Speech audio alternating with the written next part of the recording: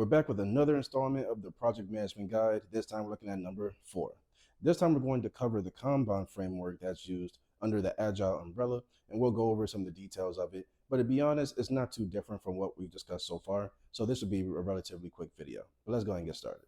Now, most project management methodologies, at least the ones that we've covered so far, are part of or pertain to the SDLC, or what's known as the software development lifecycle. Kanban's a little bit different in this regard. While Kanban can be used for pretty much anything, just like any other methodology, it actually stems from the manufacturing industry. So the way that it lays its tasks out is a little bit different from the other methodology. Kind of like the product backlog with Scrum, Kanban is used to visualize the different tasks that need to be completed for a project, and also they'll move the different tasks across the board or across a board so that you know where the current step lies in the process, either from we haven't touched it yet to completion. This is known as a Kanban board. This is fairly common, but if you haven't seen it before, it's nothing crazy. It's kind of like the product backlog just brought to life, where you have a physical board or maybe even a board, say, in ServiceNow to track your tasks. And you literally will take a list of tasks and we'll move them from, we haven't touched it, like it hasn't started, to we've started it, to, let's say, review, to completion. And that's all it is. It's a different way of visualizing the different steps that are being taken to complete a project. The fact that you can visualize the different steps and tasks in the project using the Kanban methodology is its own benefit. The fact that you're able to see it pretty much as a whole team. When you're using Scrum, you have the product owner that takes care of the product backlog and is responsible for it and responsible for the tasks that end up on it. Now, other people may know what's on that backlog, but only one person's responsible for it. When you use a Kanban board, it has a way of making everyone somewhat responsible, even though you delegate those tasks, but also everyone will have and will maintain a key look of the overall progress of the project itself.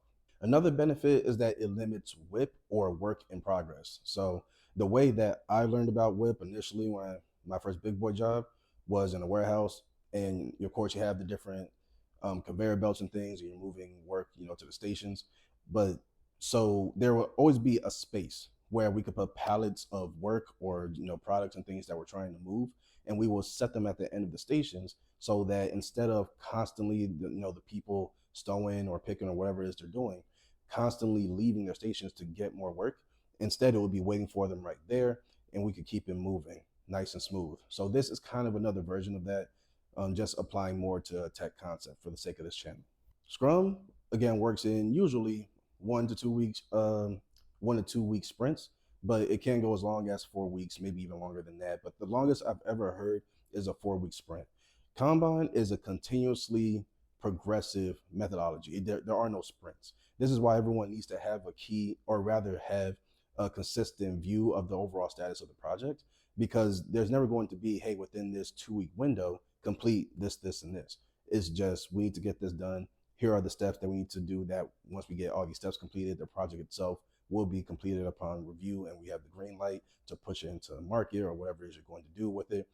And everyone's just working on the tasks that they are delegated, and some may even assist others on their tasks as well to push the project forward. So since we focus on comparing Kanban to Scrum, the question that would normally come up is Kanban better than Scrum?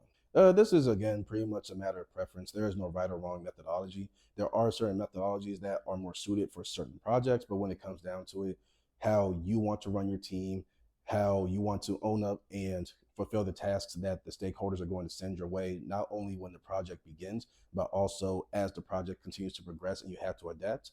That's what defines what methodology or framework is best used for that situation. So it's not a question of which one's better. It's a matter of preference of what gets the job done efficiently and as accurately as possible and cost effectively.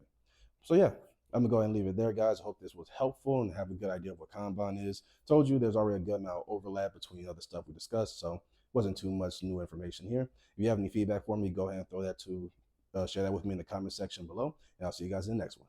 Later.